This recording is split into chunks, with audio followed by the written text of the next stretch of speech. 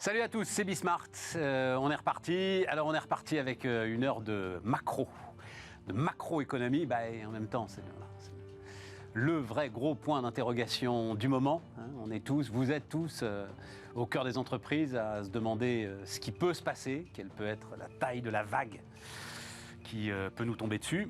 On n'aura pas forcément de réponse, mais au moins on aura des éléments de réflexion à l'issue de cette heure de débat. C'est parti.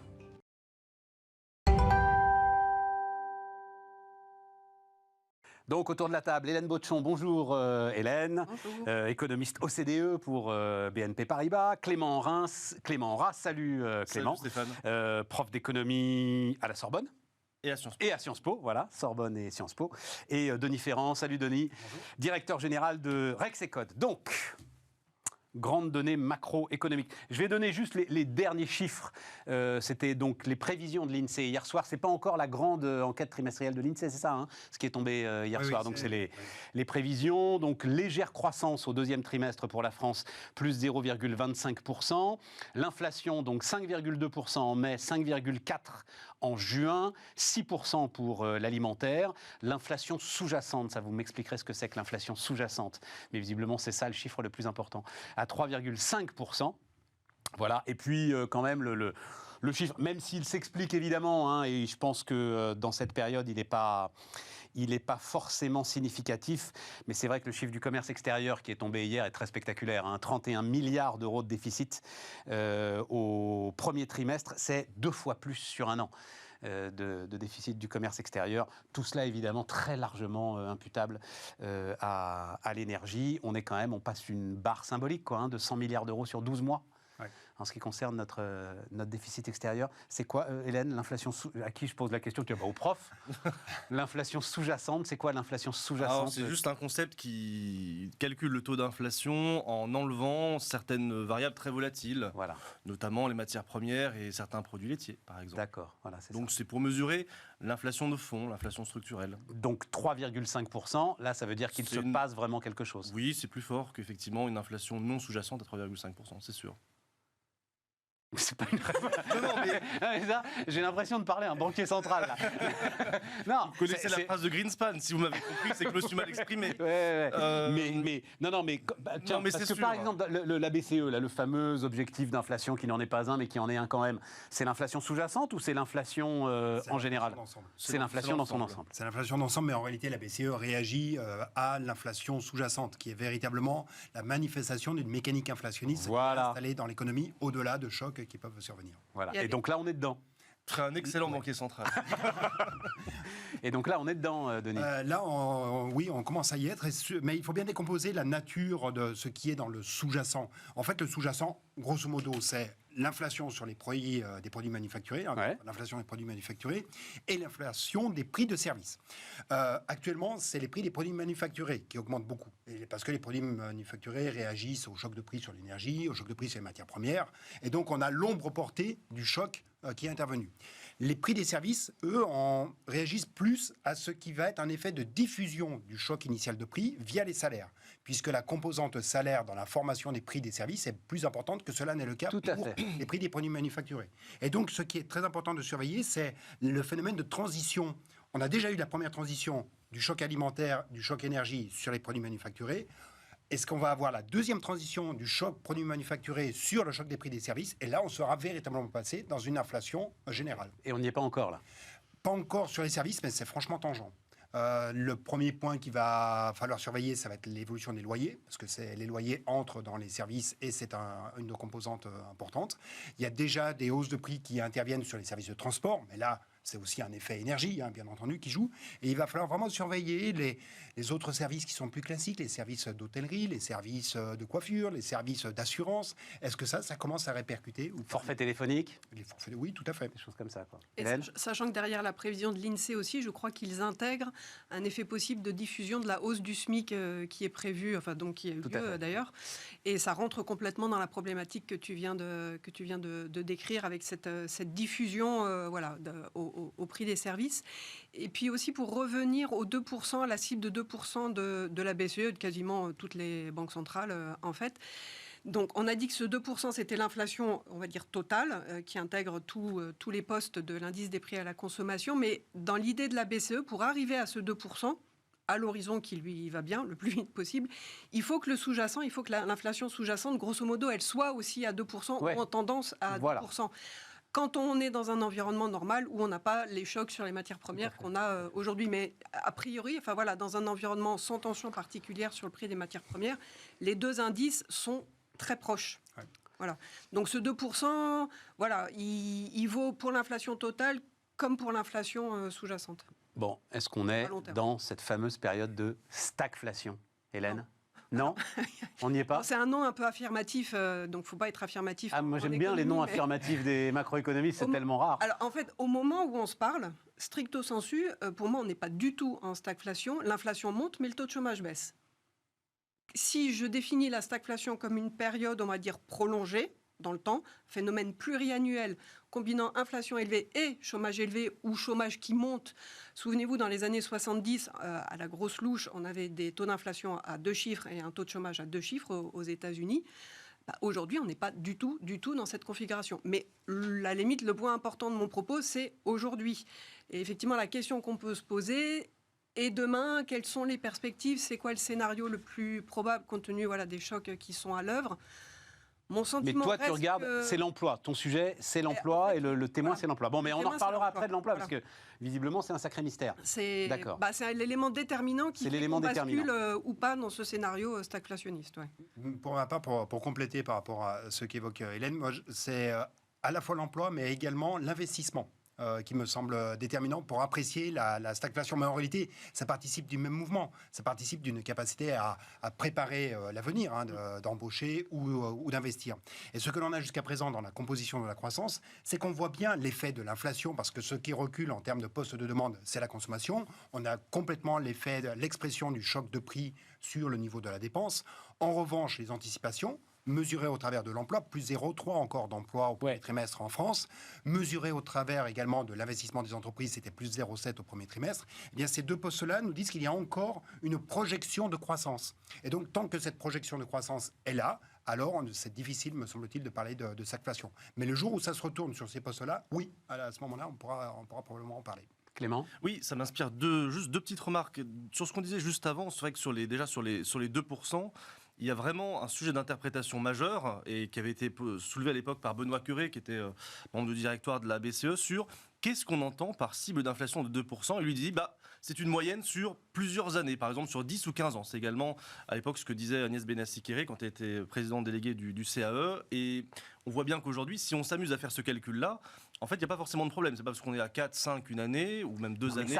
Ça c'est un truc qu'ils ont inventé. Ça, c'est un truc qu'ils ont inventé. Et je crois qu'il y avait eu des traités. Les traités laissent la possibilité de pas mal d'interprétations. Ouais, voilà, mais ça permet. C'est un truc qui, à ce moment-là, permet aux banquiers centraux de faire ce qu'ils veulent. C'est un peu ça le sujet. Alors, quand même. À la limite de la moyenne. C'est-à-dire que monter à 10, ça va être difficile d'avoir une moyenne. Sauf que la moyenne, tu peux l'étendre autant que tu veux, puisque jamais personne l'a fixée. Alors oui, mais de toute façon, la moyenne à 2, on a beau l'étendre, de toute façon, on ne pourra pas monter non plus à des taux trop élevés. Et faut que ça reste cohérent, on va pas prendre non plus de moyenne sur 30 ans, ils en sont capables. 30 ans. Mais s'ils ont envie de balancer du pognon, ils en sont capables, non, tu sais. Mais le chiffre même de 2% n'est pas inscrit à proprement parler dans le TFU, où c'est pas du tout quelque chose qui est c'est une interprétation du traité, et l'interprétation du traité peut aller jusqu'à savoir si... Bon, mais attends, parce qu'on va revenir sur la BCE, parce que je dois dire que Hélène me déstabilise un peu dans mon plan, parce qu'il faut qu'on aille sur l'emploi, justement. Non, et pour compléter ce qu'on a dit, oui, non, moi je suis pas du tout d'accord pour dire qu'il y ait de la stagflation, ça me paraît pas du tout pertinent, surtout avec la charge, on va dire, intellectuelle de ce mot-là, qui est très inspiré quand même c'est ça qui est important. De ce contexte récessionniste, de la fin des 30 Glorieuses, et même de la pensée monétariste, en fait, qui quand même a triomphé à peu près à ce moment-là.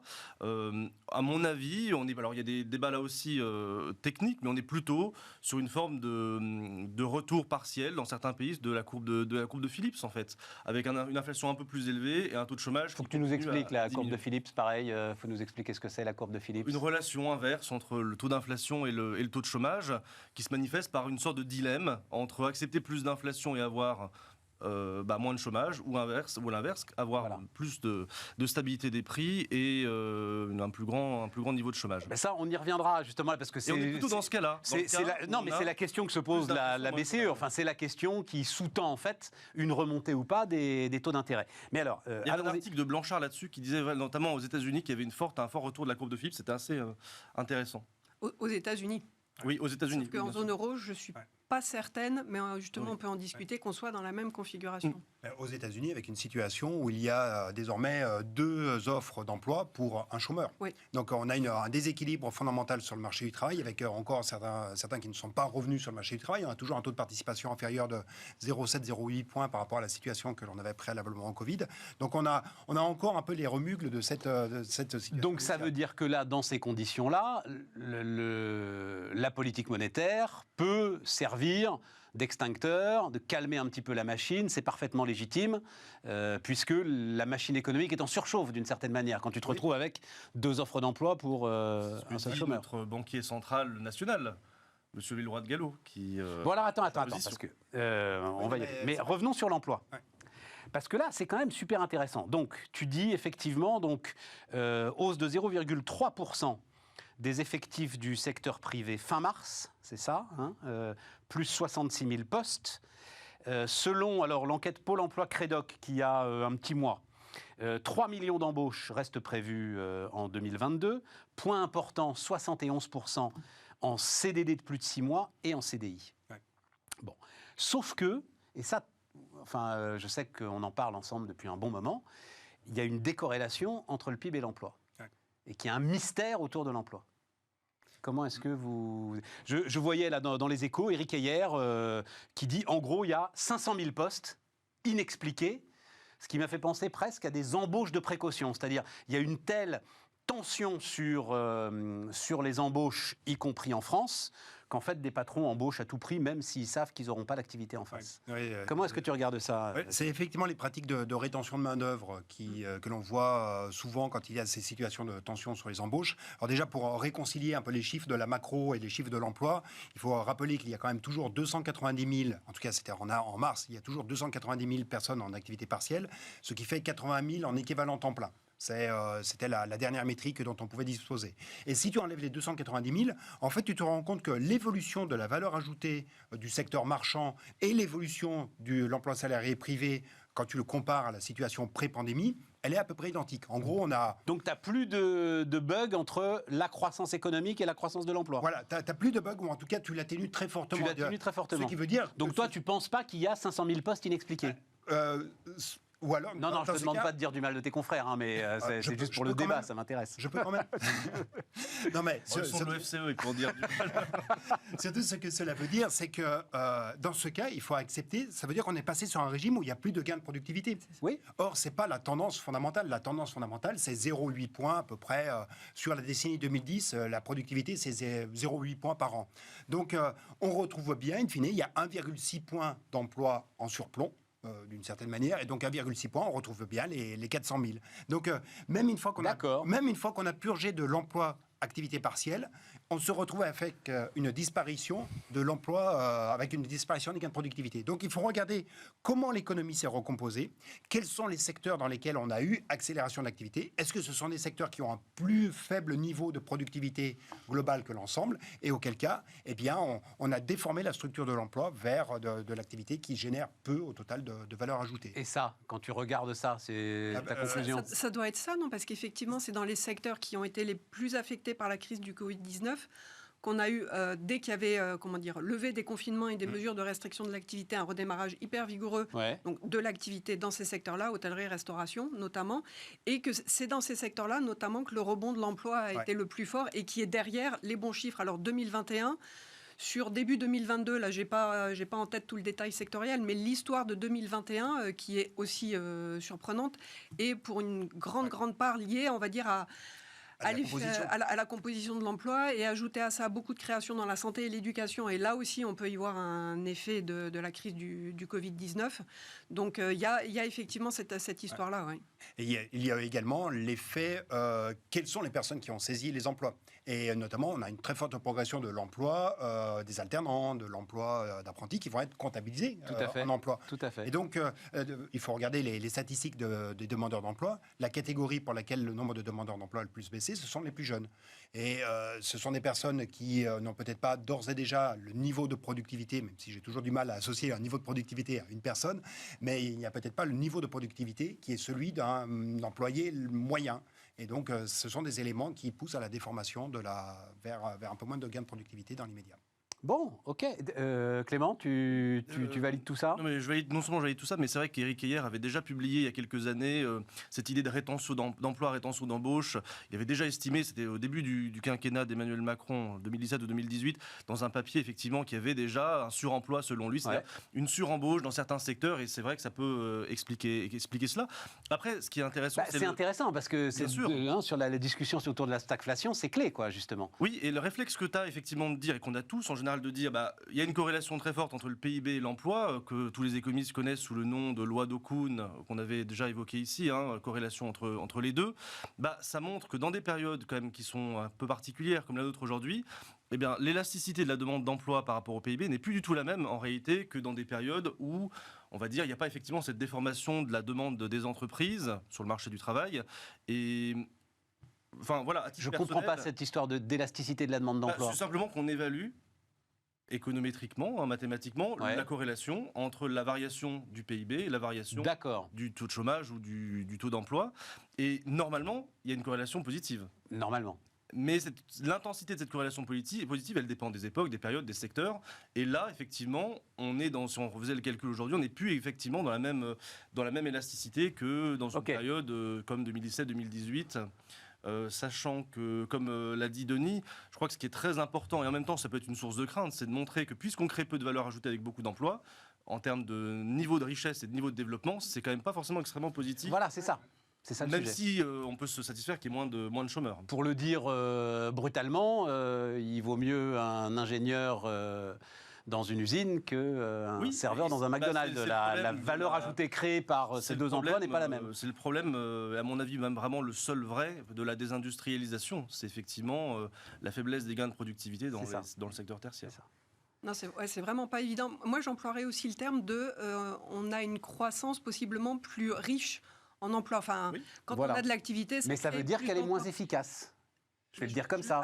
Ça veut dire que chaque emploi crée moins de richesse. Voilà. Oui, et c'est vrai que ça s'accompagne d'un écrasement des gains de productivité. Et c'est là aussi que moi, j'ai eu un effet de surprise en 2021 par rapport donc, au choc récessif de 2020. Je m'attendais, mais je pense que je n'étais pas la seule à attendre ça, que le rebond de l'emploi en 2021 serait limité par la recherche des entreprises pour reconstituer leurs marges, leurs gains de productivité, parce que ça avait été laminé quand même en partie par la crise, même si c'était hyper particulier. Et même ça on ne l'a pas eu en 2021. Donc effectivement, on a cet écrasement des gains de productivité.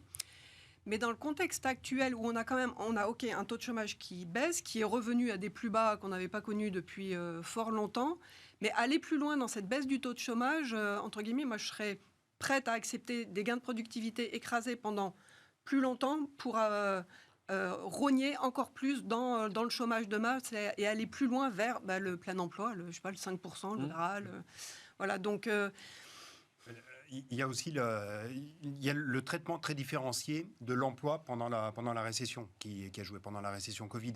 Et donc, on a accepté un écrasement de la productivité par tête pendant le Covid parce qu'on a fait le choix de maintenir la relation contractuelle. Ce qui est un choix totalement différent aux États-Unis. Où en gros, tu as un salarié sur 6 qui perd son emploi, de manière très transitoire. Et ensuite, on voit bien le déséquilibre sur le marché du travail que cela a occasionné. L'accélération des salaires est notamment liée à l'accélération de la mobilité dans l'emploi aux États-Unis.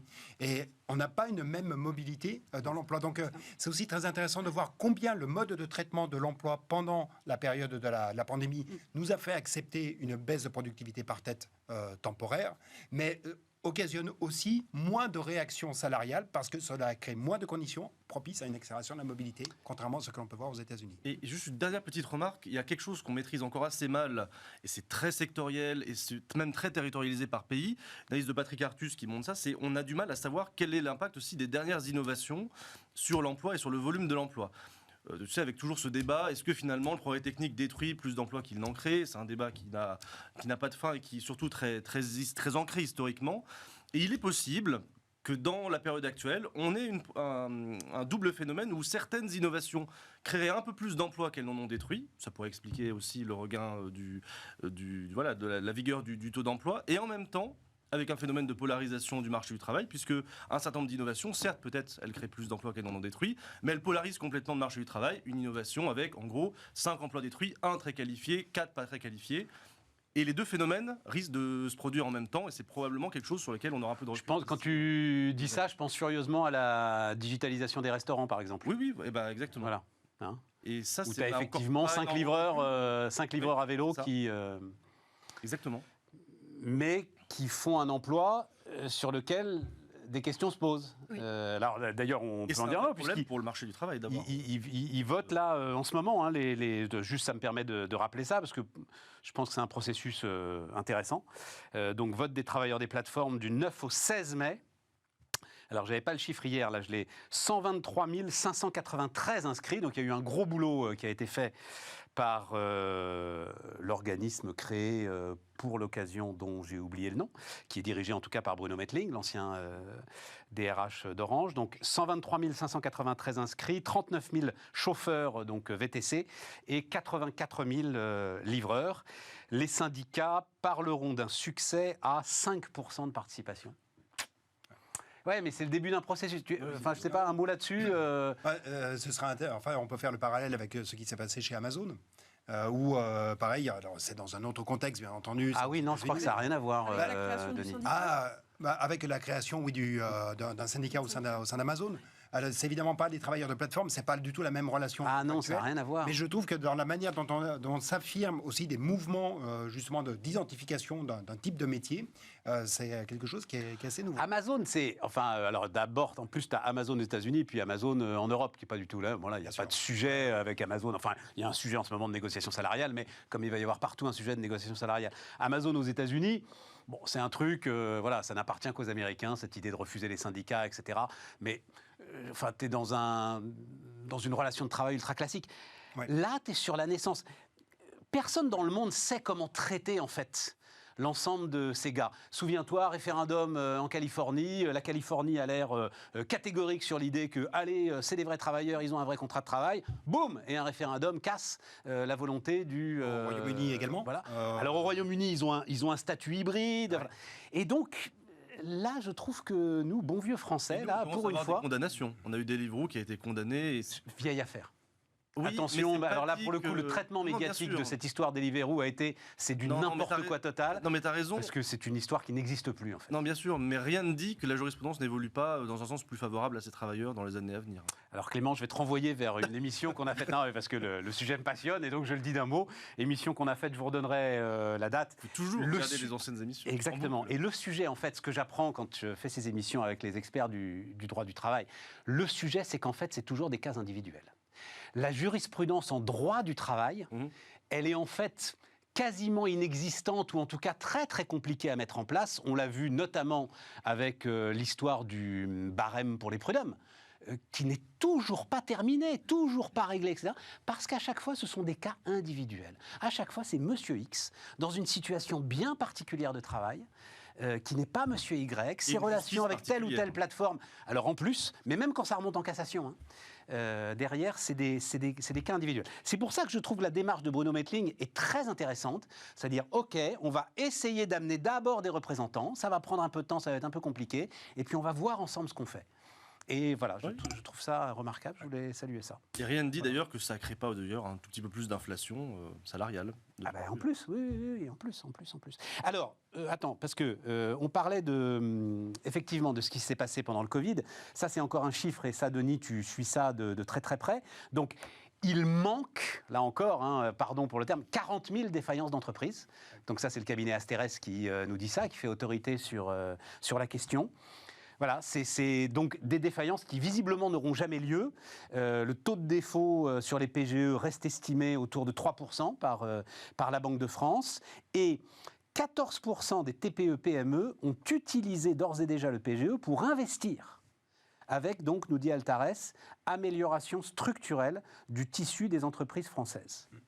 Oui, on a des chiffres qui sont encore bien plus sombres. Si on faisait une relation très basique du nombre de défaillances avec l'évolution du PIB, en fait, on aurait dû être plutôt à 120 000 défaillances en plus carrément sur les 2 années 2020-2021. Ouais. Mais bon, là, c'est avec une relation économétrique hyper basique. Oui, parce qu'il faut quand même que tu inclues les dizaines de milliards qui ont été injectés. Bien voilà. entendu. Ouais, c'est ça. C'est là toute la différence. Et c'est pour ça qu'il faut en venir justement sur ce qui a été déployé pour pouvoir passer sur ce choc. Mais quand tu fais moins 8 de PIB, enfin, ou c'est moins 7, je ne me souviens plus, la dernière évaluation. Moins 8 Mais bon, et moins 6 pour l'année d'après. Et normalement, tu aurais dû avoir un effondrement. Et un effondrement du corps économique. Ces PGE, alors 14% des entreprises ont utilisé le PGE pour investir, mais ce que l'on ne mesure pas, c'est les entreprises qui ont maintenu leur projet d'investissement parce qu'elles n'avaient pas le problème de trésorerie. Ouais. Et ce qui est tout à fait spectaculaire sur la période actuelle, c'est de voir le niveau de l'investissement par rapport au PIB supérieur à ce qu'il était en 2019. Normalement, quand tu passes dans des périodes de récession aussi violentes, ce que tu coupes en premier, c'est l'investissement. Là, les PGE, en fait, en éloignant la contrainte de trésorerie, ont créé les conditions pour que les entreprises maintiennent leur projet d'investissement, maintiennent également leurs emplois. Une des conditions permissives du maintien dans l'emploi, c'est que au total, je peux encore me le payer, cet emploi. Bien sûr, j'ai la trésor qui... Alors, et c'est pour ça que ce qu'il faut surveiller maintenant, c'est à quelle vitesse ce surcroît de trésor qui perdure va commencer à s'éponger. On a estimé qu'en gros, au maximum, on a eu un surplomb de trésorerie dans les entreprises qui est monté à 150 milliards d'euros. C'est-à-dire qu'on prend quel aurait été normalement le niveau de trésorerie auquel on aurait dû arriver en 2020-2021, et puis celui qu'on a constaté. Il y a eu 150 milliards de surplomb de trésorerie avec les PGE et puis d'autres dispositifs.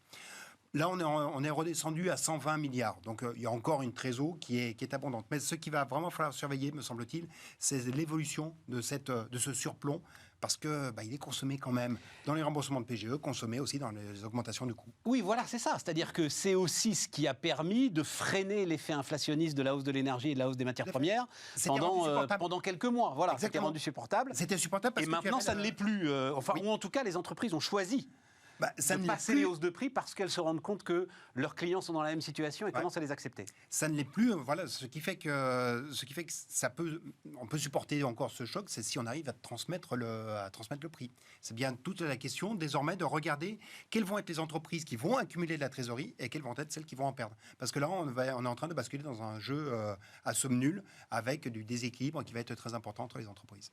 Hélène, cette question de... Enfin non, mais on a tellement parlé de cette vague qui ne viendra pas, d'entreprises. Alors peut-être y a-t-il un certain nombre de ces fameux zombies au milieu de ces entreprises, mais sans doute pas, parce qu'elles... Non, oui, voilà, c'est ça, Clément, la plupart des... Elles seraient déjà tombées, là. C'est consensuel sur l'idée qu'il n'y a pas tant d'entreprises zombies que cela, et surtout... ni à cause des PGE, ni à cause du quantitative easing. Finalement, que ce soit la DG Trésor ou d'autres, ils sont à peu près raccords tous pour dire qu'il n'y a pas tellement d'entreprises zombies, non ? Non, c'est sûr.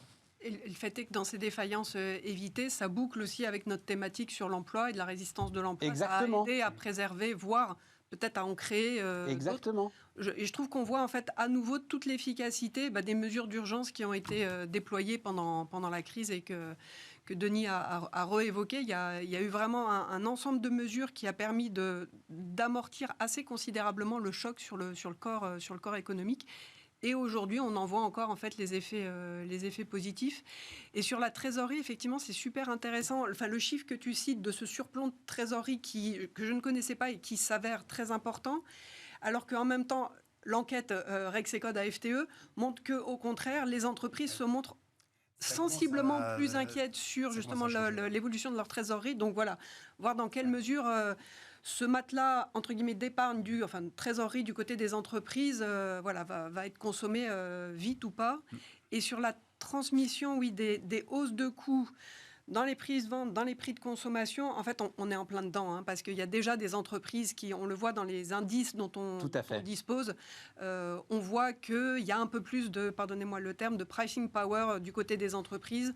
On est dans un contexte quand même hyper particulier et un certain nombre d'entreprises sont en capacité de répercuter ces hausses de coûts dans leur prix de vente. Tout à fait. Mais il a fallu le faire. Juste, je me permets, parce que j'ai la chance de discuter avec un certain nombre de directeurs de pricing de manière totalement confidentielle. Mais ce qui a été très intéressant, c'est que c'est arrivé, donc cette flambée inflationniste est arrivée au moment aussi où on était dans une panique générale de chaîne de valeur et de relations clients-fournisseurs. Et donc pour les entreprises, il y avait ce sujet de « j'aimerais bien passer une hausse quand même ». Mais en même temps, si lui, il prend mal, si ça me déstabilise et si ça complexifie encore plus la tâche de mes commerciaux ou de mes acheteurs, je vais attendre un peu. Donc, chacun se regardait un petit peu sur le fait de savoir t'en es où toi, là. Et donc, on est effectivement à un moment sur un mouvement qui est forcément un mouvement un peu généralisé de ces hausses, notamment dans le B2B. Hein, tout ce qui est dans le B2B, le B2C étant encore un autre problème. Mais c'est ça qui rend la configuration très, très intéressante. Clément, c'est vrai que moi, ça m'inspire deux choses. Déjà, sur l'excédent de trésorerie, on constate que c'est à peu près la même chose pour les ménages en termes de surplus d'épargne. En gros, voilà, le surplus d'épargne publique, c'est à peu près les mêmes montants.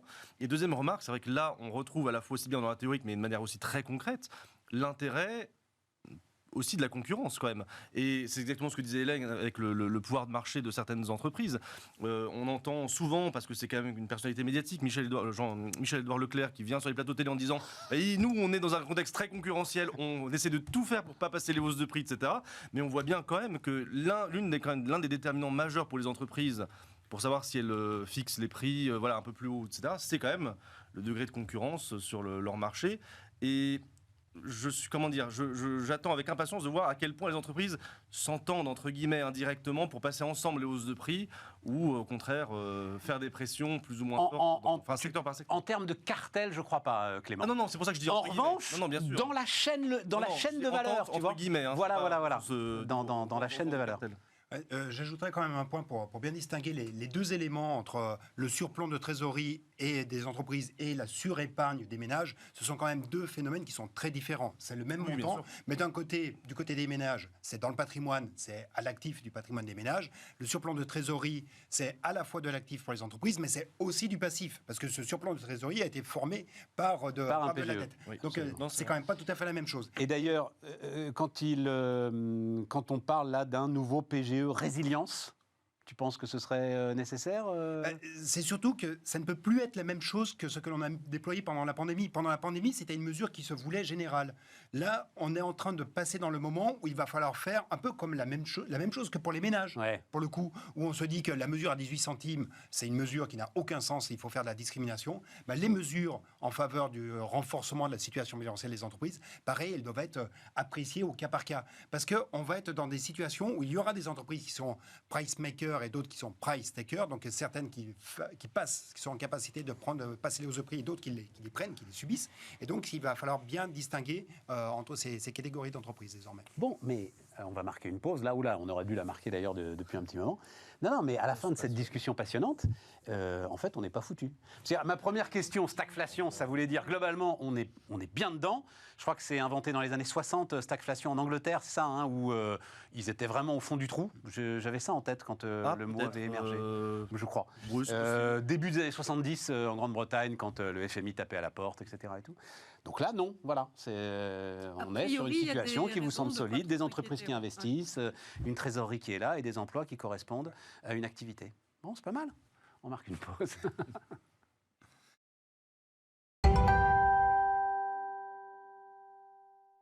On repart, les amis. Quoi qu'il en coûte forever. Mais en plus, c'est les mêmes nombres de syllabes que Strawberry Fields. Donc ça marche. C'est fait pour. On sent le professionnel. Je ne vais pas me mettre à le chanter, mais voilà. Retour de la pression sur les dettes publiques. Mon confrère, ami Grégoire Favet, qui fait l'émission de bourse sur Bismart, est persuadé, lui, alors qu'on se dirige vers une crise souveraine. Same player, shoot again. Voilà, on y a droit. Non, alors donc c'est pas ton avis, Clément, alors? Je sais pas comment on peut penser ça, ne serait-ce qu'une seconde. Enfin, honnêtement, pour moi, ça a tellement pas de sens dans le contexte actuel de penser ça que... Ça a un sens, c'est que la Banque Centrale Européenne est coincée. Bon. On vient de le décrire, elle a une inflation sous-jacente à 3,5%. Non. Et en plus, elle détient plus de dettes que jamais. Alors, oui, mais justement, il va falloir qu'elle en pour éviter. Attends, prenons les choses dans l'ordre. Quoi qu'il en coûte forever.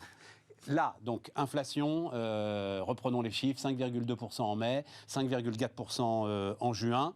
Est-ce qu'on continue l'ensemble des dispositifs mis en place aujourd'hui? mettons déjà un peu de sélectivité dans les dispositifs. Ouais, voilà, c'est ça. C'est surtout ça l'élément le plus principal. Parce qu'on a, c'est surtout, c'est pas tant le quoi qu'il en coûte, c'est que d'imaginer où on arrose. Si on fait un arrosage qui est indiscriminé, il y en a certains qui n'ont pas besoin de recevoir de l'eau. Dieu sait qu'il en manque en ce moment. Mais il faudrait peut-être justement réfléchir un petit peu plus sur qui doit être destinataire de cette... Donc c'est ça le sujet, Clément. Alors je suis totalement d'accord, mais je me permets juste une remarque philosophique, on va dire. Après, il faut accepter quand même l'idée, je n'ai pas dit que j'étais contre, mais accepter l'idée que l'impôt et que tous les produits qu'on consomme, c'est en fonction de notre revenu.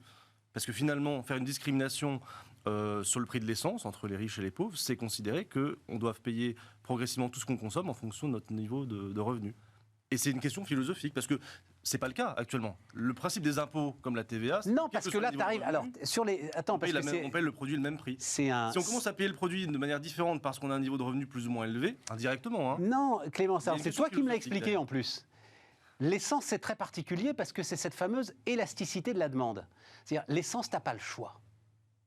Ah non, mais bien sûr. Tu vois, tu as des tas de produits, effectivement, où tu as le choix de les consommer ou pas. L'essence, enfin pour un certain nombre de nos concitoyens, c'est pas élastique. Voilà, exactement. Mais tu n'as pas le choix. Le fait si, ça change. Non, mais d'accord, mais ça veut dire... Mais je dis pas que j'étais contre, je pense qu'il faut le cibler. Et c'est pour ça que je pense qu'effectivement, la mesure de baisse de la TVA est moins efficace que les chèques énergie. On est tout à fait d'accord. Mais il faut juste accepter le principe que quand on a un revenu, par exemple, de classe moyenne supérieure, on va payer finalement l'essence plus chère que quelqu'un qui a moins de revenus. Ouais. C'est une question de principe, de philosophie, en disant, finalement, pourquoi on n'étendrait pas ce principe également sur les produits de première nécessité, où l'élasticité n'est pas plus forte. Voilà. Et donc, tu pourrais faire une forme de TVA liée aux revenus. Mais oui, pourquoi pas faire ça sur la CSG aussi. Enfin, on peut. Voilà. Après, il y a un vrai débat, mais c'est plus de l'acceptation politique de ça. Intéressant. Je comprends, parce que sur la TVA, si elle baisse pour tout le monde, ça bénéficie même à des personnes qui n'ont pas besoin d'être... tu remplis l'essence de la Ferrari comme celle de la ZX. Il ne faut pas en passer par une mesure de baisse de TVA, mais comme vous le disiez, plutôt par des chèques énergie, inflation, alimentaire. Oui, mais ça lui pose un problème parce que c'est une redistribution supplémentaire, Clément. On va faire croire que je suis contre la redistribution. Pas du tout. Non, c'est simplement, il faut avoir conscience qu'on arrive progressivement à cette idée que sur un certain nombre de biens, on ne va pas payer le même prix en fonction de notre niveau de revenu. Et c'est un changement un petit peu quand même de la philosophie de la... Non mais c'est juste, j'ouvre une toute petite parenthèse, c'est un slogan que j'ai trouvé hier dans le débat d'hier pour Bismart, c'est « Bismart, tu trouves toujours plus libéral que toi ». Donc voilà. Le fait est que là on est quand même confronté à, on va dire, voire plusieurs chocs de nature très particulière, qui ne sont pas si ponctuels que ça, si je les englobe dans la transition énergétique et tous les enjeux que ça draine et le renchérissement d'un certain nombre de produits. Et face à cette transition énergétique, c'est juste évident, me semble-t-il, qu'il faut aider les personnes qui sont confrontées à un coût particulièrement élevé dans cette transition énergétique. Donc, quitte, à faire une sorte de discrimination et à tordre un peu peut-être la... non, mais moi je suis favorable. Mais ça veut dire, Hélène, comme tu l'as dit très justement, c'est un chèque énergie pour forever. T'en sortiras pas. C'est-à-dire, les prix de l'énergie ne redescendront plus. Il faut quand même qu'à un moment, on en soit conscient. Les prix du pétrole sont censés... quand on se sera débarrassé du pétrole, ça ne sera plus un sujet, logiquement. Quand on sera totalement décarboné... Tu crois sérieusement que... il faut. Non, mais il faut, mais... Là, c'est le cœur qui parle, mais il faut se décarboner. Donc, non, mais parlons là... aujourd'hui au prix du Parlons d'un avenir prévisible dans les 5 ans qui viennent. Voilà, on sera sans doute plus près. Dans les 5 ans qui viennent, on va commencer à se décarboner. Et les pressions venant de la demande sur les prix du pétrole, j'ose espérer, j'ai zéro certitude, j'ose espérer qu'elles auront diminué à l'horizon de 5 ans. Et me semble-t-il, il le faut. Si on veut réussir la décarbonation, il faut effectivement qu'on se désaccoutume, qu'on consomme. Oui, Hélène, mais il le faut, ça ne veut rien dire. Il le faut. Ou alors, tu es dans la logique Jancovici, un espèce de gouvernement autoritaire qui prend des décisions radicales. Ou alors, il le faut, oui, il le faut, mais ça ne se passe pas. Ça passe par de l'accompagnement pour que les plus modestes puissent encaisser le choc et par de l'investissement, parce que je crois que tout à l'heure, Denis, tu l'as évoqué. L'investissement aussi est une manière de répondre au choc inflationniste auquel on est confronté aujourd'hui. Denis. Sur l'énergie, ce que je trouve très intéressant, c'est l'évolution du débat autour du peak oil sur le pétrole. C'est-à-dire que pendant très longtemps, le peak oil, donc le sommet de production, il était atteint en fonction de contraintes d'offres. C'est-à-dire qu'on ne trouvait plus les gisements, on n'avait plus les investissements, et donc on ne pouvait plus extraire autant de pétrole dont on a besoin. Désormais, la question du peak oil est une question de demande. l'atteinte du maximum de consommation résulte beaucoup plus de choix de demande que de contraintes de production. La question, c'est à quelle vitesse vont s'adapter dans ce cas offre et demande. Un des enjeux que l'on a actuellement, c'est à quel moment fait-on véritablement redémarrer les investissements pétroliers. Parce que même si on est déjà au peak oil du point de vue de la demande, il n'empêche qu'on reste encore pendant les 5 prochaines années avec une demande qui va décroître, mais qui risque de décroître peut-être moins vite que ne le va le faire l'offre. Moi, si elle va décroître. Regarde ce qui se passe sur... Parce que la première des énergies qui a été sous le... Enfin, la première des énergies qui a été... dont on a fait la disparition une priorité, c'est le charbon. On n'a jamais consommé autant de charbon sur la planète. T'es pas un peak coal. Donc, enfin, tu vois, Mais ce qui compte, c'est vraiment les évolutions relatives. Alors, mais tu fais des plans sur la comète. Oui, mais qu'elle progresse ou qu'elle recule, la contrainte que l'on a devant nous, c'est que même si elle recule, la demande, elle n'aura pas en face d'elle une offre qui croîtra de manière suffisamment rapide. On a fait moins 35% d'investissement d'exploration pétrolière. Parce que là, pour le coup, il y a un poste d'investissement qui a fortement reculé, c'est l'exploration pétrolière, moins 35%. Et est-ce qu'il faut taxer Total, justement ? Comme il dépense, comme il a fait, je crois que c'est 9 milliards, oui c'est ça, 9 milliards de dollars de bénéfices trimestriels, qu'effectivement il ne fait plus d'exploration-production, puisqu'il switch sur les énergies renouvelables. Il ne va pas le financer parce qu'il y a la taxonomie qui passe par là aussi. Est-ce qu'il faut le taxer ? Est-ce qu'il faut un impôt exceptionnel sur les compagnies pétrolières et les compagnies d'énergie ? Je trouve que Total a la réponse qui est assez intelligente de sa part, qui est de dire c'est moi qui fais le rabais sur le prix. Je baisse de 10 centimes, le prix parce qu'il sait très bien, sinon c'est la tension qui lui arrive. Et donc il essaie. Il va avoir le beurre et l'argent du beurre, à mon avis, mais enfin bon. Il va avoir les deux. C'est pas impossible. En tout cas, on voit que les Italiens le font déjà. Je crois que les Italiens ont mis en place une taxation sur les entreprises énergétiques. Les Espagnols ont essayé. Iberdrola leur a dit si vous le faites, on n'investit plus. Donc ils réfléchissent. Clément, tu as une opinion là-dessus ? C'est beaucoup, 9 milliards. Oui, bien sûr. 9 milliards de bénéfices, juste pour dire, l'année 2021, c'était 18 milliards, la totalité du bénéfice de Total, et c'était déjà une année exceptionnelle. Là, ils font 9 milliards sur un trimestre.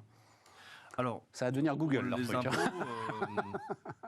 bon, je ne sais pas si les impôts exceptionnels restent souvent exceptionnels. C'est-à-dire qu'on a une tendance, à les durabiliser, déjà. Si on crée un impôt comme ça, à mon avis, il ne va pas partir. Voilà. Et non, je crois que pour le coup, il y a déjà suffisamment d'impôts. Je ne veux pas passer pour un libéral, Stéphane. Bon, mais alors, ça nous ramène chèque énergie pour un moment. Chèque alimentaire aussi, pour essayer de... C'est dans les idées de la loi pouvoir d'achat, mais de lisser la cour. Ça veut dire que, c'est pour ça, quoi qu'il en coûte forever, comment il s'appelle, le rapporteur du budget, là, Laurent Saint-Martin, dit... Il reste malgré tout possible de diminuer le déficit par rapport à 2021, sachant qu'on était à 6,5% de déficit en 2021. Donc, c'est pas grave. Enfin, ce que vous dites là, c'est oui, allons-y, il n'y a pas de limite. Attention, parce que... Il y a plusieurs des mesures que tu évoques, par exemple le chèque énergie, qui ont été adoptées un peu sous le coup de l'urgence. Le coup de l'urgence économique et le coup de l'urgence un peu politique. Maintenant, on a peut-être un petit peu plus le temps pour réfléchir, pour mettre des choses intelligentes. Et ça coûtera quand même des dizaines de milliards. Oui, mais sauf que tu le fais d'une manière qui fait beaucoup plus de sens économiquement. Si tu joues sur l'indemnité kilométrique... Ah oui, c'est du déficit. Et surtout, ce que j'aimerais bien voir... Et en plus, c'est du déficit totalement stérile. C'est-à-dire, c'est du déficit qui ne crée aucune richesse en face. Ah oui. Ça corrige les inégalités. Oui, tout à fait. Ça préserve le pouvoir d'achat, ça préserve peut-être un peu la consommation des ménages. Oui, c'est... D'accord. Si, c'est utile. En tout cas, ce que j'aimerais bien voir dans l'hypothèse de Laurent Saint-Martin, peut-être qu'on peut faire 5%, mais dans ce cas... Non, 5% c'est fini. Il espère faire au mieux 6,5%.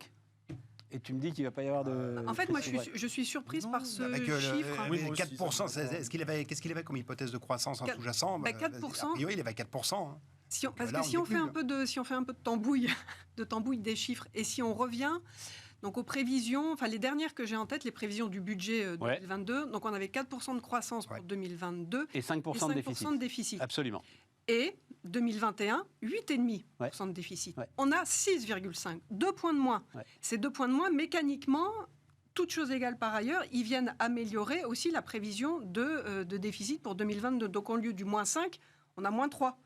Et quelque part, cette marge de 2 points de PIB, Elle est consommée par toutes les nouvelles mesures et on peut estimer que ça fera au moins un point de PIB, voire un peu plus. Et effectivement, si on a moins de croissance que les... beaucoup plus qu'un point de PIB, Bah, Hélène. On ce l'a qu'il y a, déjà fait c'est qu'il y en a exploser. déjà qui sont comptés en 2021. Donc, bon, Ouais, mais sur 2022, tout ce qui est le bouclier énergie, ça reste d'ailleurs pour moi un mystère. Bon. Pourquoi est-ce que la presse continue à parler de 25 milliards alors que c'est sans doute 2 fois plus?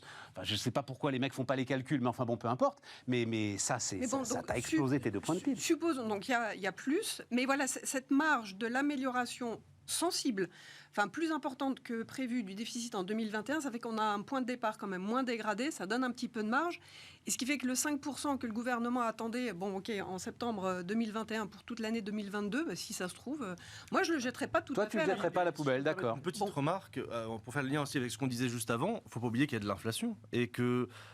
Alors, très juste. Voilà, ça augmente les recettes fiscales. En général, on estime qu'un point d'inflation en plus, c'est 7 à 8 milliards d'euros de recettes fiscales en plus. Donc si tu prends 2 points d'inflation en plus... Même si, alors pardon, parce que là aussi c'est un concept que j'ai appris grâce à vous tous, c'est de l'inflation importée. Ah ben d'accord. L'inflation énergie, ça ne te fait pas des recettes fiscales si, exactement la même chose. On disait, oui, l'État encaisse plus de TVA à cause de l'augmentation du prix du carburant. C'est de l'inflation importée. Oui, la TVA. Mais ça augmente. Mais la plus TICPE, par exemple, elle est en volume, elle ne bouge pas. Hein. Oui, mais la TVA, c'est tellement plus important que la TICPE en termes de recettes fiscales que... Et il est possible que cet effet de l'inflation sur les recettes soit plus important que toutes les nouvelles dépenses et par exemple la revalorisation à venir des retraites et tout ça. C'est pareil je pour dis les salaires, possible, je ne suis pas sûre à 100%. Non, mais c'est que des bonnes nouvelles. Donc on n'est pas foutu. On peut continuer à arroser le sable tant qu'on veut. On peut mettre un peu de Non, bémol. on a dit... Vas-y Denis, vas-y, mets un petit bémol. Il y a quand même aussi des éléments avec l'inflation. C'est pas l'alpha et l'oméga. On sait que ça érode la valeur de la dette ancienne également. Donc ça, c'est très positif. N'oublions pas quand même que, comme on a parlé des inégalités tout à l'heure, n'oublions pas que ceux qui sont endettés, et là je regarde pas seulement l'État, mais je regarde les ménages, ceux qui sont endettés, ce sont les plus riches. En gros, tu as un quart des personnes qui sont dans le premier quartile de revenus qui ont de la dette. C'est 70% de ceux qui sont dans le quartile de revenus le plus élevé qui ont de la dette. Donc l'érosion de la valeur de la dette, c'est les plus riches qui en profitent. Et puis, il y a le patrimoine aussi. Je ne sais pas quel est l'effet qu'il emporte. Ça érode complètement le patrimoine. Non, et puis moi, c'est la dette publique qui m'intéresse. Alors, sur la dette publique, c'est celle-là qui m'intéresse. alors il y a quand même toute une partie qui est la dette indexée sur l'inflation. Et ça représente, c'est en gros 10% de l'encours de la dette qui est indexée sur l'inflation. Et en plus, elle est indexée sur l'inflation non pas française. En gros, tu en as un tiers qui est indexé sur la dette, sur l'inflation française, mais tu en as 2 tiers qui est indexé sur l'inflation de la zone euro. Et on a 3 points d'écart entre l'inflation France et l'inflation zone euro, du fait notamment de nos chèques énergie, on a 3 points d'écart. Et donc, avec cette augmentation, avec ce passage à 7,5, contrairement à 2,5 que l'on avait auparavant, on peut estimer que ça va nous faire 12 milliards en plus de charges de la dette par rapport à ce qui pouvait être prévu en 2021. Pour 2022. Sur la seule dette indexée sur l'inflation. Ouais. 12 milliards, c'est ça, 12 milliards de charges sur la seule dette indexée sur l'inflation, sur les 10%. Mais déjà, en 2021, les charges de la dette ont augmenté. Ça mange une partie quand même de ton... Oui, ça mange une partie, non, ça c'est sûr, mais après, je pense à l'effet dénominateur, si on... Alors, mais c'est juste à un instant T, ça marche à un instant T. On n'a peut-être pas beaucoup de croissance en volume, mais si on a beaucoup d'inflation, ça nous fait du PIB nominal. Et plus on a du PIB nominal, plus ça nous réduit, en apparence, les ratios de déficit budgétaire et de dette publique. Je ne dis pas qu'il faut rien faire, mais en 2022, si ça se trouve, ces effets-là pourraient jouer pas trop défavorablement. Allez, je ne veux pas me montrer trop optimiste. Sans être trop techno, il faut quand même faire attention à un point, c'est qu'on a peut-être beaucoup d'inflation dans les prix à la consommation, on en a moins sur le prix du PIB. Précisément pour la raison que tu évoquais. Inflation importée. Voilà. Inflation importée. Tout à fait. Les termes de l'échange fait que le prix de... En fait, c'est le revenu général de ton économie qui est amputé à hauteur de la dégradation des termes de l'échange. En gros, la dégradation des termes de l'échange, c'est 2 points de PIB en moins. Et donc, la vitesse du déflateur du PIB, la vitesse du prix du PIB qui sert au calcul du poids de la dette, du poids du déficit public, eh bien, cette vitesse de progression du PIB est plus faible que la progression. C'est la grande différence entre le premier, quoi qu'il en coûte, qui allait justement dans la trésor des boîtes et dans les patrimoines des Français, et ce deuxième, quoi qu'il en coûte, qui va dans les caisses de l'Arabie Saoudite et du Qatar. Et de Vladimir Poutine. J'emploierai pas le terme de quoi qu'il en coûte dans le sens où c'est quand même beaucoup plus ciblé, me semble-t-il, que le premier quoi qu'il en coûte qui était plus non discriminée, généralisée pour soutenir de la manière la plus globale possible toute l'économie. Le bon test, là, il y a quand même beaucoup plus de mesures ciblées, alors qui vont peut-être durer un peu plus longtemps que prévu. Mais je pinaille. Ouais, tu pinailles. Hein. Tu pinailles, parce que la seule différence, c'est le chômage partiel, en fait. Mais sinon, non, tu il y a pinailles. moins de quoi qu'il en coûte du point de vue monétaire. Parce qu'on n'en parle pas pour l'instant, mais c'est vrai que la politique monétaire, a priori, elle est un peu moins. Alors, justement, d'où... C'est quand même l'autre jambe du... Ben voilà, mais d'où ce problème. Donc, le retour de nos fameux spreads, les écarts de taux entre les différents pays de la zone euro, ça commence à se tendre quand même de manière assez intéressante. Je crois que c'est 200 points de base entre l'Allemagne et l'Italie. Ce qui est intéressant, c'est qu'on n'a plus trop de références. On ne sait pas à quel moment ça va devenir une crise, à quel moment-là. Mais on a un sujet, sachant donc tout ce qu'on vient de se dire là, que la Banque Centrale Européenne doit légitimement quand même remonter ses taux d'intérêt là maintenant. Enfin, ça va être compliqué de faire autrement. C'est super compliqué parce qu'on l'a évoqué au début de l'émission, la situation elle est quand même différente entre les États-Unis et la zone euro sur la nature de l'inflation. La raison pour laquelle on a beaucoup d'inflation en zone euro et en fait quasi la même chose aux US. Il y en a un peu plus aux US, mais bon, grosso modo on est sur les mêmes ordres de grandeur, mais les raisons de cette inflation sont différentes. Aux États-Unis, il y a beaucoup du dynamisme de la demande. Il y a les contraintes d'offres, mais il y a aussi beaucoup d'effets de demande. Et en zone euro, c'est essentiellement du choc d'offres. Qu'est-ce qu'une banque centrale peut faire face à un choc d'offres ? Voilà, c'est ça. Ouais. Pour le dire autrement, c'est pas de remonter les taux d'intérêt qui fera baisser les prix du gaz. Voilà. Et en même temps, je comprends bien qu'elle ne peut pas ne pas bouger. Surtout, bon, cette inflation, on le voit bien, elle se diffuse, elle se généralise, elle devient un peu plus persistante. On l'a dit aussi, il y a un peu plus de prix des services, produits manuf et tout ça. Donc il y a un peu plus de sous-jacent. Mais fondamentalement, je ne suis pas du tout convaincue que ça freine la dynamique inflationniste. En réalité, c'est l'inflation qui d'elle-même fait le travail que l'on attendrait des taux d'intérêt. Exact. Puisque l'inflation, en fait, comme c'est une inflation qui est en grande partie importée, qu'elle vient tuer du revenu, elle tue de la demande. Ouais. Et donc, à un moment, elle vient tempérer la demande, et on le voit bien dans les premiers chiffres, dans les chiffres du premier trimestre, où on a un recul de la consommation des ménages. Si tu n'as pas de hausse de salaire en face. Pour le moment, en zone euro, pour l'instant, on n'en a pas. Pour l'instant, on ne la voit pas. Et c'est bien ce qu'il faut surveiller. En fait, ce que surveille la BCE, c'est outre l'inflation sous-jacente et donc l'effet de diffusion dans l'ensemble du système de prix, mais c'est bien la diffusion dans la formation du coût général de l'économie au travers notamment de l'évolution. D'où l'importance de tous ces chèques dont on vient de parler qui permettent d'éviter des pressions salariales trop fortes et de rentrer à ce moment-là dans une boucle qui serait complexe. Et là, il va y avoir un sujet qui va être très intéressant à observer, c'est que d'une certaine façon, en France, comme on en fait beaucoup plus que dans d'autres pays européens, eh bien on est en train de se créer du regain de compétitivité salariale, a priori ici. Imaginons qu'on est en Europe, le mécanisme d'indexation des salaires sur les prix, on est en train de fabriquer de la compétitivité salariale par l'intermédiaire du quoi qu'il en coûte. Oui, puis il y a un sujet qui, à mon avis, est très difficile, peut-être plutôt, à mon avis, c'est là le point de tension quand même de la BCE, c'est quand même l'hétérogénéité des pays de la zone euro. Ouais. Et la France, c'est un peu un cas particulier. Dans les grands pays de la zone euro, l'Allemagne a un taux d'inflation plus fort. L'Espagne, je crois que ce sera pas loin de 10% d'inflation annuelle cette année. Et comment gérer avec une seule politique monétaire cette hétérogénéité, avec des taux d'inflation du simple au double ? On parlait la dernière fois dans une dernière émission des critères de Maastricht. Alors là, ça fait un critère de plus qui n'est pas respecté dans les critères de convergence. Bon, alors ça va être dire pour ce qu'il en reste des critères de Maastricht. Bon, oui, c'est ça. C'est-à-dire que là, honnêtement, est-ce qu'il doit y avoir un écart de moins de 1,5 point de la moyenne des trois dans le taux d'intérêt le plus bas ou de taux d'inflation le plus bas ? Franchement, non, on n'en est plus là, de toute façon. Donc, mais c'est quand même difficile à gérer. Et on le voit également dans les débats entre les banquiers centraux. Alors j'ai vu que certains médias appelaient des groupes les faucons. Ouais, et les faucons, y compris ça vient des notre banquier central. Qui de ce point de vue-là n'est pas il est devenu faucon, dis donc. Oui, c'est vrai, alors qu'il ne l'était pas. Avec tous les membres du directoire de la BCE. Mais parce qu'on sent qu'il y a une pression symbolique, je dirais, à réagir face à cette inflation qui est très élevée. Il y a l'évolution de l'euro aussi, compte tenu du différentiel de politique monétaire des deux côtés de l'Atlantique. Normalement, ce n'est pas du tout un objectif, on va dire, officiellement affiché, revendiqué d'une banque centrale. Mais la baisse de l'euro fait aussi de l'inflation importée. Et donc, la BCE ne peut peut-être pas rester les bras croisés face à ça non plus. Donc, Elle cherche un peu à agir par le verbe actuellement, bien plus que par des décisions. Ouais. C'est un peu cette impression qu'elle donne. Peut-être qu'effectivement, il y a eu, au cours de la semaine dernière, en même temps que la Fed relevait ses taux d'intérêt, il y a eu un saut de messages quand même assez raides de la part de certains banquiers centraux que l'on n'attendait pas. Mais je pense que c'est avant tout une politique de communication pour dire qu'on le fera, mais tout en priant, tout en brûlant un cierge, en espérant qu'il n'y ait pas à le faire.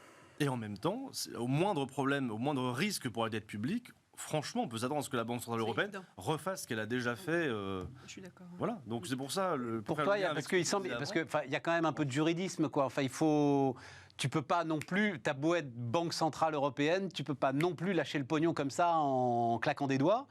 Et ce que nous disent les ECB Watchers, c'est que là, il y a quand même un sujet juridique. C'est-à-dire que... il a été un peu tranché, quand même, le sujet juridique. Ça va être compliqué de repartir. Qu'est-ce qu'il y a de différent maintenant Je suis d'accord avec toi, moi. Au jugement de la CJUE. L'Allemagne n'était déjà pas d'accord avec ça. Non, mais je suis d'accord avec toi. Et puis, on a été tellement loin avec la Covid que je ne vois pas... Je ne vois pas en quoi maintenant ça pose un problème. Néanmoins, les ECB Watchers te disent que ça peut poser un problème. Je crois que l'intendance suivra de ce point de vue-là. non, mais je pense que si vraiment il y a... C'est pour ça. Si vraiment il y a un problème sur la dette publique, parce qu'on s'habitue à tout. On s'habitue à ce qu'effectivement, il n'y a aucun écart ou très peu d'écart de taux entre l'Espagne, l'Allemagne ou l'Italie, ce qui est en fait pas totalement normal. Mais on s'habitue à tout et... Est-ce qu'il faut trouver que c'est un signe anormal qu'il y ait des petits écarts de taux, parce que 200 points de base, c'est pas non plus considérable, alors que c'est une situation normale. C'était la situation d'avant qui n'était pas normale. Non, mais tout à fait. Bon, franchement, non. Puis il y a une bonne partie de la dette publique, la dette Covid. Je sais que c'est pas toi qui me contredira là-dessus, qui est quand même détenue par la Banque Centrale Européenne. Oui. Ce qui fait quand même que quand on dit attention, la dette publique française n'a jamais été aussi élevée, puis on sort le chiffre assommant 3 000 milliards. Voilà, puis alors 112% du PIB, puis là on se dit oh là, quelle horreur. Enfin, il y en a une bonne partie quand même qui est détenue par la Banque Centrale Européenne. Je crois que si on enlève la partie détenue par la BCE, on n'est plus qu'à quoi, 80-85% du PIB en rapport, quelque chose comme ça. Ouais, enfin, en fait... On n'est plus très loin de Maastricht, là, pour le coup. On va pas négoter sur 20 points on va pas négoter sur 20 points de dette. Les amis, merci pour tout. Merci pour ce tour d'horizon complet. Et puis, on se retrouve demain. Et demain, tiens, on parlera alors pour le coup stratégie, géostratégie, diplomatie, guerre, Russie, Chine, enfin tout cela. Voilà, pour continuer d'une certaine manière ce tour d'horizon. À demain.